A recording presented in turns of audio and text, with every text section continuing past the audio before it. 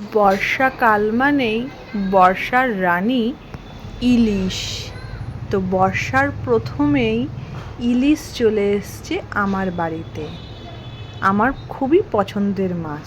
তো আজকে করছি ইলিশ মাছ ভাপা।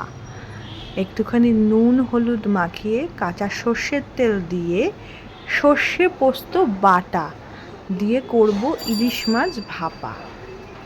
একদমই বাংলা স্টাইল এটা আমার পিসিমা আমাকে শিখিয়েছেন। যদিও আগেকার দিনের মানুষের হাতের রান্নার স্বাদ অন্যরকমই হতো, তাও তার থেকে শিখে খানিকটা চেষ্টা করা আর কি। একটুখানি চিনি ছড়িয়ে নিলাম ওপর থেকে, তারপর কটা কাঁচা লঙ্কা ফাটিয়ে এখানে দিয়ে দিলাম। আহা, কাঁচা মাছ থেকেই যা ঘ্রাণ আসছে, সেই ঘ্রাণ দিয়েই তো আমার মন একদম খুশ হয়ে গেল। এইবারে এটা স্টিমে বসিয়ে দিলাম।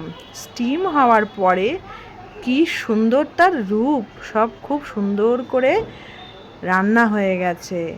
দেখেই বোঝা যাচ্ছে এটা ওয়েল কুকড। এই যে মাছটাও নরম হয়ে গেছে, কি স্বাদ।